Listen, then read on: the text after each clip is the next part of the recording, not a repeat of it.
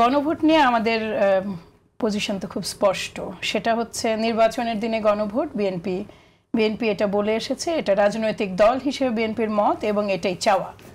এটার ক্ষেত্রে দল হিসেবে আমাদের নিজস্ব যেটা স্ট্যান্ড, আমাদের আন্ডারস্ট্যান্ডিং অনুযায়ী, আমাদের অ্যানালাইসিস অনুযায়ী, সেটাতে কিন্তু কোনো হেরফের নাই।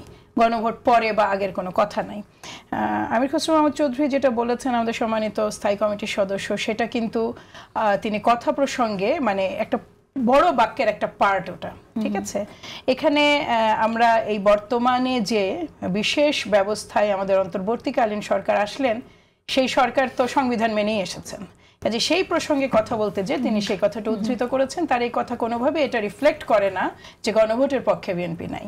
ওটা একটা মানে পার্ট অফ ওনার একটা কনভারসেশন। দ্বিতীয়ত, আমরা মানে বাংলাদেশ জাতীয়তাবাদী দল যেটা সংঘাত নিয়ে কথা আসছে, সেটা হলো যে আমরা আসলে আমি একমত মান্নান ভাইয়ের সাথে যে দীর্ঘ 8-8.5 মাস ধরে যে কথা একসাথে বলতে পারা এবং এই কথাগুলো মানে এক জায়গায় বসে আমরা ডিসকাস করতে পেরেছি সুদীর্ঘ সময় ধরে, একটা জায়গায় এসে পৌঁছেছে। আটকে গেছি কোথায়? আটকে গেছি প্রক্রিয়াতে। দেখুন, আপনাকে একটা জিনিস মাথায় রাখতে হবে যে জুলাই সনদে বাংলাদেশ জাতীয়তাবাদী দল এবং জামাতে ইসলামী সই করেছিলেন, সেই জুলাই সনদে শুধু প্রক্রিয়াতেই যে আটকে গেছে তা কিন্তু না। এখানে কিন্তু ডক্টর মান্নান যে কথাটি বললেন যে উচ্চকক্ষে পিআর নিয়েও তাদের দাবি আছে, যেটা কিন্তু উনি এটাও বলেছেন যে 5টা দাবির সব দাবি যে ইকুয়ালি ইম্পর্টেন্ট তা না, সেটাও কিন্তু উনি আবার পরিষ্কার করেছেন তার কথার মাধ্যমে। রাজনীতিতে আপনাকে কিছু ছাড় দিতে হবে, আরেকটা দলকেও কিছু ছাড় দিতে হবে, এছাড়া তো আপনি ঐকমত্যে পৌঁছানোর সুযোগ নেই। এই দুটো দাবি তাদের কাছে গুরুত্বপূর্ণ বলে আমার কাছে মনে হয়েছে। এখন সেটা আলোচনাতে আগামীতে দেখা যাবে। আমি জাস্ট যেটা আপনাকে বলতে চাইছি সেটা হচ্ছে নোট অফ ডিসেন্ট বাংলাদেশ জাতীয়তাবাদী দলের 11-12টা নোট অফ ডিসেন্ট, জামাত ইসলামেরও কিন্তু জুলাই সনদ যেটাতে তারা সই করেছেন এবং আমরা সই করেছি, আমাদের দল সই করেছে, সেইটাতে কিন্তু আপনার জামাত ইসলামেরও কয়েকটা নোট অফ ডিসেন্ট ছিল। উভয় মানে কয়েকটা পার্টিরই ছিল, কিন্তু ছিল মানে মোট কথা এমন না যে ছিল না। নোট অফ ডিসেন্ট যেটাতে আপনি সই নিলেন, কাগজ যেটা আপনি প্রধান উপদেষ্টার কাছে জমা দিলেন, এই দুইটার মধ্যে কিন্তু অনেক হেরফের। জেসিন, এই জায়গাটা একটা আস্থার সংকট আছে।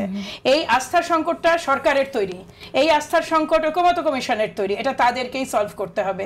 বলটা কোনোভাবে কোনো হিসাবে রাজনৈতিক দলের দিকে ঠেলে দেওয়া এক ধরনের কাপুরুষ আচরণ এবং নিজের দায়িত্ব থেকে সরে আসার মতো একটা বিহেভিয়ার এটা।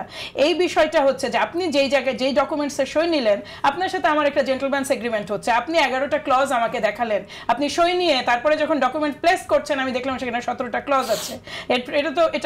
এটা কখনো টেকে ওই জায়গাটা আস্থা থাকবে? আপনার থাকবে না, আমার থাকবে। এই জায়গাটায় দায়টা সরকারকে নিতে হবে। আমি বাংলাদেশ জাতীয়তাবাদী দল মানে বাংলাদেশ জামাতে ইসলামী তাদের মতো তারা মাঠে আছেন, তাদের আসলে রাজনৈতিক স্ট্যান্ডগুলো একটু তো মানে কি বলবো, আমি ঠিক পারম্পর্য দেখতে পাই না।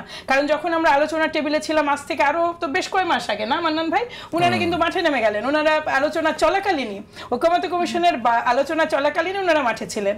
ওনারা আবার ওই যে 300 আসনে প্রার্থীও দিয়েছেন আপনার 1 বছর আগে, এবং তাদের হচ্ছে পিআর নিয়ে তারা কিন্তু ন্যাশনাল ইলেকশনও পিআর এর একটা দাবিও তুলেছেন। ফলে তাদেরও এই সমস্ত রাজনৈতিক কর্মকাণ্ডের পেছনে আমি যেটা মনে করি নির্বাচনমুখী এক ধরনের চাপ প্রয়োগ আছে।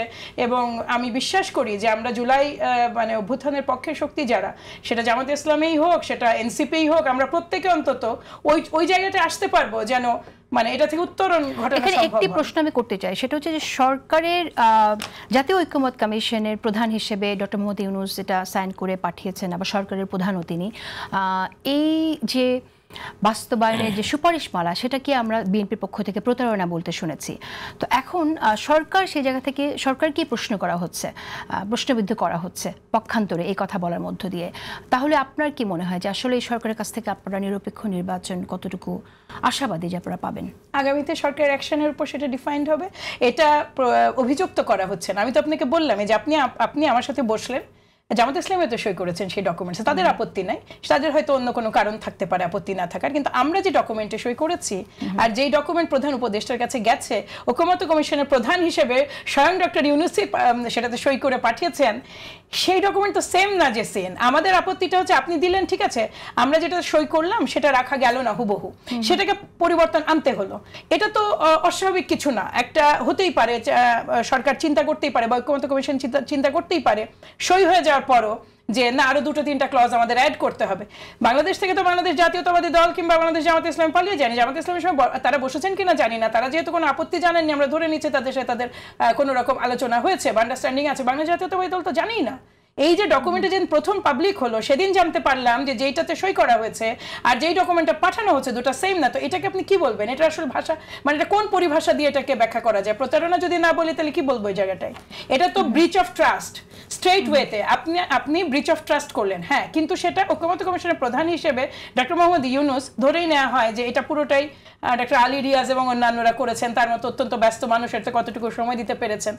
প্রধান উপদেষ্টা হিসেবে ডক্টর মোহাম্মদ ইউনূসকে এখনো পর্যন্ত কখনো কখনো আমার অভিযোগ থাকে, কখনো কখনো অন্য দলের অভিযোগ থাকে, কিন্তু মোটের উপরে তিনি চেষ্টা করে গেছেন একটা নন পার্টিজান রোল প্লে করার। কাজেই তার কোটাই এখন বল, এখন আস্থা থাকবে আগামী নির্বাচনটা তার আন্ডারে আমরা আস্থাশীল হব কিনা, সেটা তো অবশ্যই আমরা তার কাছ থেকে কি রেসপন্স আসছে সেটার উপর ডিপেন্ড।